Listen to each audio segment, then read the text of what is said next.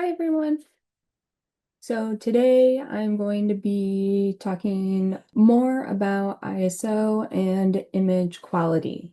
So last week you did your ISO exercise where we photographed a singular object 7 times in program mode and went through all of the full ISO stops everywhere from ISO 100, 200, 400, etc., etc.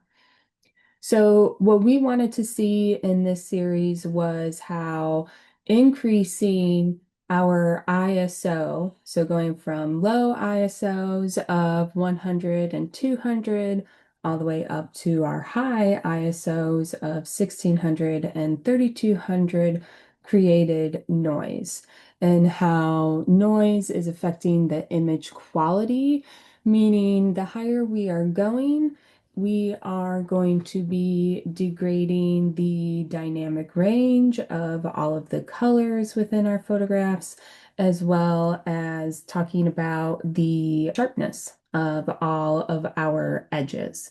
We were in the exact same lighting condition when photographing our series. So I'm going to open up mine right now. So here I have my ISO of 100, and when you had uploaded your photos to this album, I had recommended that you edit your photographs and increase the exposure just to see how far you could push it to see if you could bring out any of the noise within our images. So here I am just going to quickly do that between all of them. I know in the last video I just did that with 3200, but I kind of wanted to just review that for you. So here I'm really boosting up the brightness within my image quite a bit. And if I were to again zoom in on this photograph, I can see that I have maintained a lot of those nice sharp edges, and I am not seeing that sandy texture.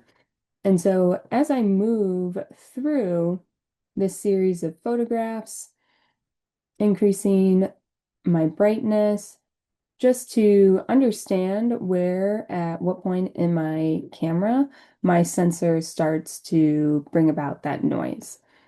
Now, one thing to pay attention to when you are increasing your brightness quite a bit, we're just trying to enhance that noise. Here, you're going to notice in my actual pot that you're going to see all of this banding that's happening within the photograph.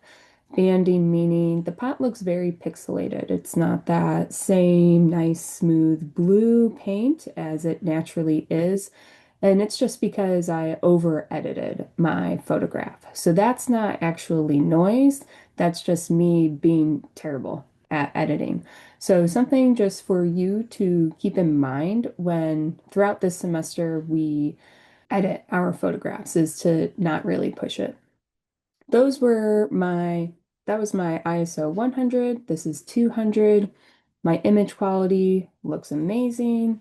I am now at my ISO 400.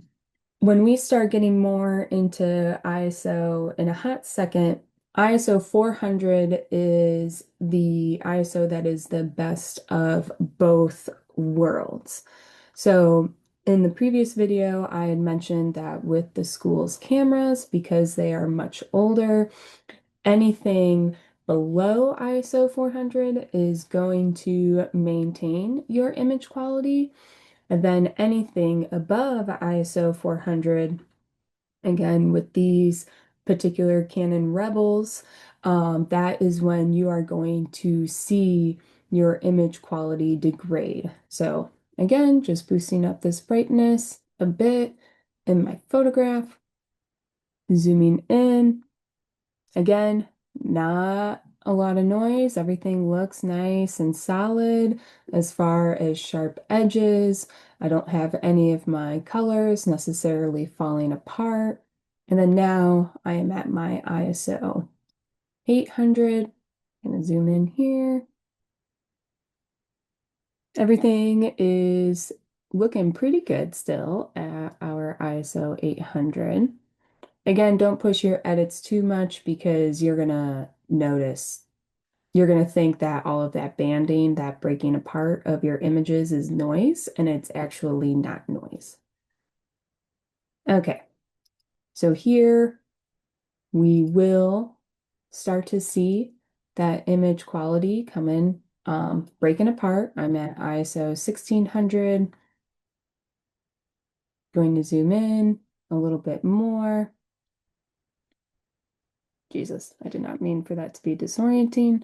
You can kind of see it, especially in the leaves over here. I had mentioned that last week, but that was with the higher ISO. But these leaves in particular, you see that or that magenta splotchiness coming into play. And then as we move forward, ISO 3200, boosting it up. And then, yeah, ISO 3200. I have roughly increased the brightness at the same value for all of these photographs. And here she's looking pretty sad. Absolutely. Especially in the base, it's really popping out. We see that splotchiness, very much of the magenta, since it is a warmer color in comparison to the blue vase. You can almost see a little bit of yellowish green splotchiness as well. And when we start, zooming in more to the image here, again, seeing, ooh, right here, especially. That's disgusting. A lot of that magenta happening. And so I'm going to go to my last photograph. I had shown you that in the previous video for Google Photo Albums. I don't need to edit this one because I already increased the brightness. But yeah, very sad stuff happening in ISO 6400.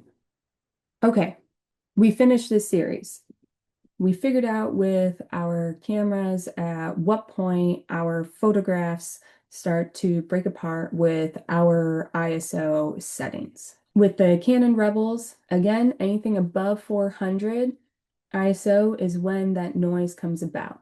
We just saw with ISO 800, not too much was happening within the image as far as the image quality degrading, but when we definitely boosted up to ISO 1600, that's when the noise was starting to come about, really, really becoming much stronger throughout the continuation of the series.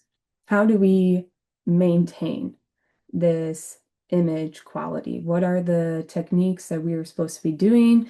And then also, like, how do we just figure out what ISO to use where?